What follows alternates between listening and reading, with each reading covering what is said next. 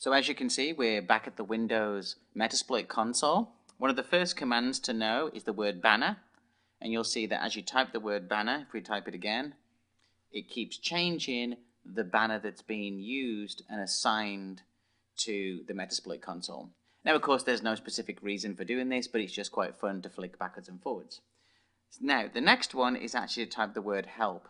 The word help, as it states, is really straightforward. It allows me to look at all the commands that I'm able to use, so things like quit or save or sessions, and then even down to database-specific application commands that are used for the Metasploit database itself. We also have the ability to connect, for example. So I can use connect, and let's say I connect to my blog URL, 443. This will make a connection to my homepage of the site. It'll tell me that it's been connected, and the first thing it does, it'll take a bit of time to come through, but what it should do is go and grab, using a get command, and return the response back of what's come back in the retrieval process. So almost like a wget command does, where it goes and grabs the first page of something and then returns it. Now, of course, you can press Control-C, or if you're on a Mac, it'll be Command-C or whatever else, and that will stop that process. I don't want to wait for that to finish. We also have the flexibility of pinging, so all the standard commands come through, so I can go through and ping all the different bits and pieces. More importantly, we use the show command. The show command allows us to show whatever we would like to show. So I'm going to just say show exploits. And what this will do is it will now connect to the Metasploit database internally and start to grab a list of all the exploits that have been installed as part of the framework, and then it will list them all out in the screen. Now, this can take a little bit of time to load because it has to compile this list, and then the list will get rendered out for you in the console. So we'll just give it a second or so, and there we go. And if we just scroll up and down, you can see we have everything from Windows. We can scroll further up. We have different services. We have everything to do with login. These are a list of all of the exploits that exist within Metasploit. Now, what we could do is, remember, exploit was one of the first terminology words.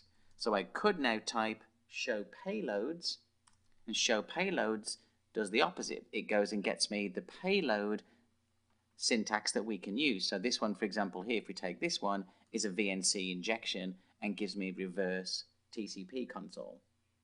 Now, what we could do is we could decide, well, actually, there's a specific type of exploit that I want to use. So you can use the word info, and then we could then type the exploit name. So if we were to scroll all the way back, I'll tell you the easiest way is actually just to go back and do show exploits. This will bring the list back. Then we can pick the last one that's there, and then we can get info on that specific one that's there. We can do the same thing for a payload. So for example, this one here, we can run this one in info here, and we can click this.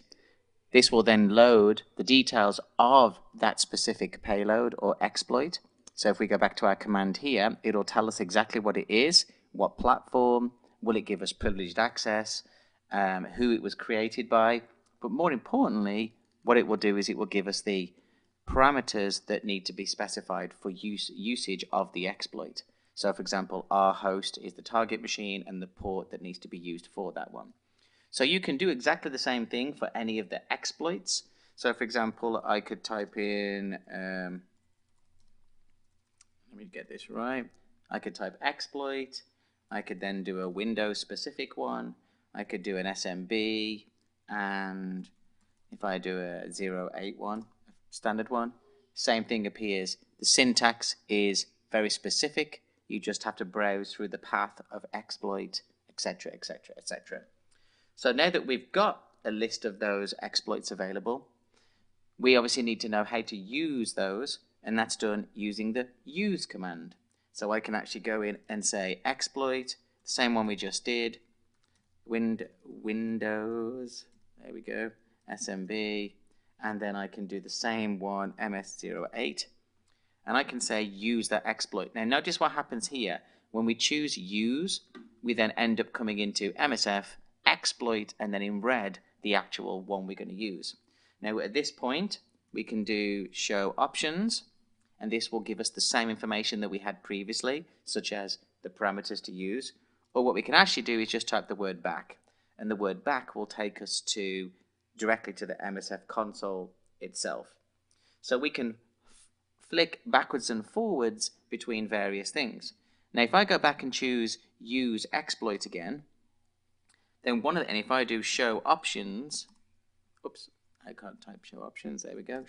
So after typing show options, we're listed the various properties that we can set, the R host, the R port, and the SMB pipe for this specific exploit. However, what we don't have is the ability to set a payload, to be able to say what I would like to do is use this exploit, but then I would also like to use this specific payload instead.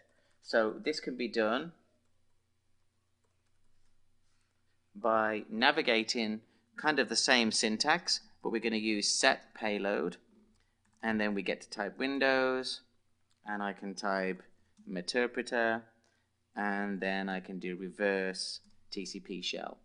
Now if I just press enter on that one, and now if I do show options, what we get is we get a set of values for the actual exploit, which is R host and R port, and those are the target ends.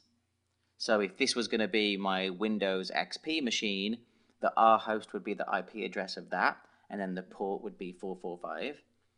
And then my machine, which would be this Windows machine, would then get the values of the L host and the L port. So that would tie the two ends together. So when you're looking at building kind of an exploit attack pattern, the logic is very straightforward. It's define the exploit, define the payload, and then tell it to exploit that machine. Once we'd configured everything, I would then be able to say exploit, and it would go off and start exploiting that machine. So as you can see, some basic syntax. It's really straightforward. It's really built around using the show command, the set command, and the use command, and then utilizing the info command for getting more information. As we go through the next modules and through the rest of the course, you'll obviously use different variations of this syntax to be able to perform the attacks on the target machines.